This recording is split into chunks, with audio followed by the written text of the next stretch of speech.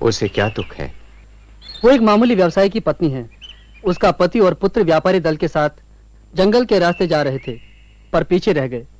जब लोग खोजने के लिए वहां वापस लौटे तो पाया वो मरे पड़े थे। उन्हें किसी डाकू ने मार डाला था।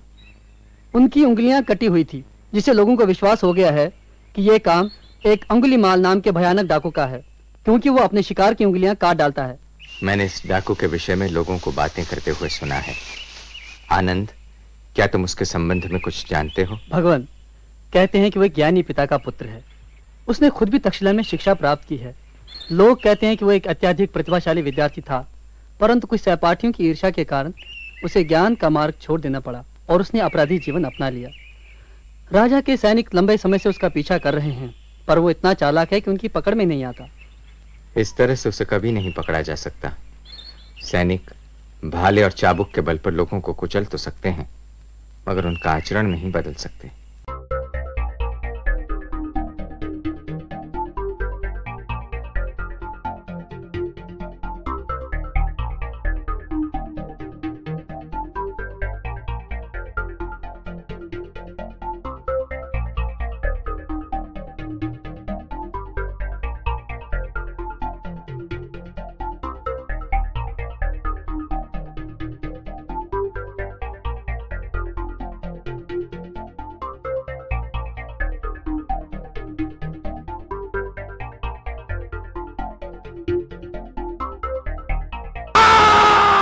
वहीं रुक जाओ किक्कू, और आगे ना बढ़ना। क्या कह रहे हो तुम?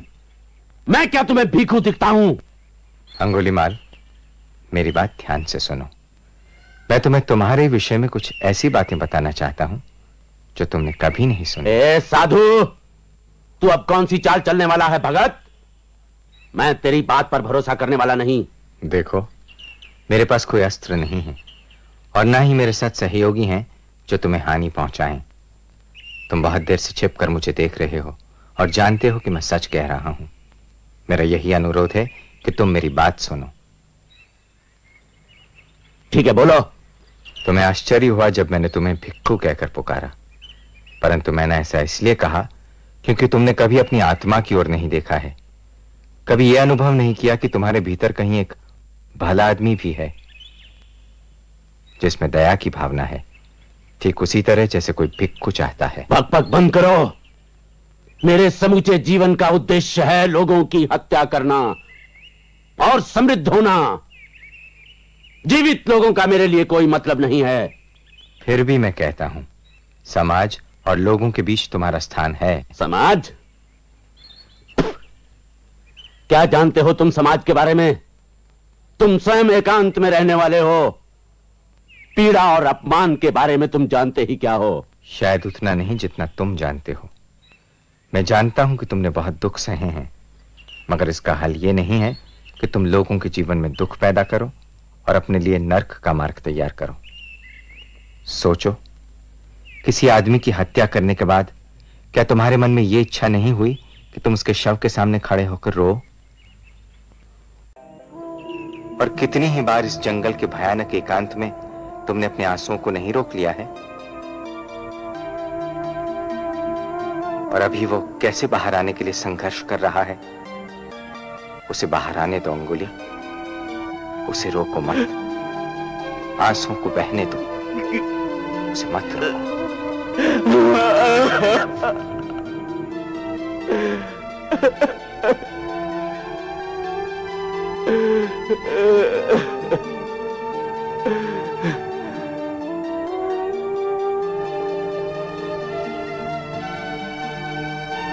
मेरी दबी हुई स्मृतियों, आंसुओं और पीड़ाओं को मुक्त करने वाले तुम कौन हो? क्या अधिकार है तुम्हें? वर्षों से मैंने अपने चारों ओर घृणा की दीवार बनाकर रखी थी। अपने भय बंद करके छिपा के रखे थे।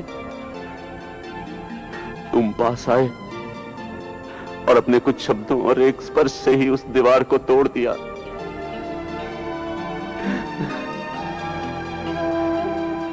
मैं अपने जीवन को बचाने के लिए ही संसार से भाग आया था, किंतु तुमने उसे नष्ट कर दिया। कैसे जीवित रहूंगा अब मैं? कहां जाऊं अब मैं? मेरे रास्ते में आने वाले अभियोगी, तू है कौन? बोल, कौन है तू? मैं गौतम बुद्ध हूं। मेरी शरण में आओ, वहीं तुम्हारा उद्धार है।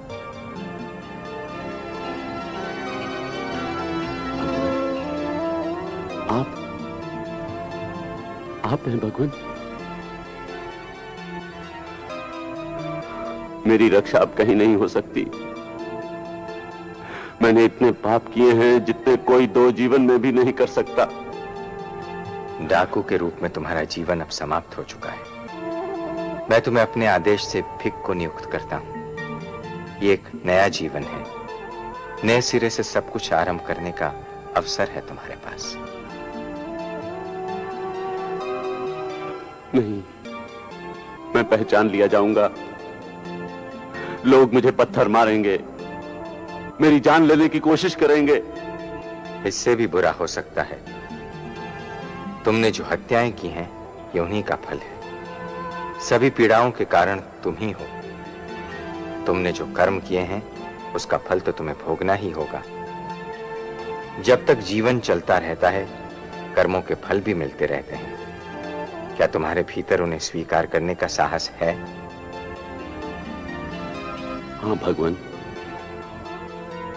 जिस नर्क में मैं जी रहा था, उससे तो कोई भी स्थिति अच्छी हो सकती है। तो फिर आओ अंगुलीमाल, फिर से मनुष्यों के संसार में लौट चलो। महावत अंकुश से हाथी पर नियंत्रण पाता है,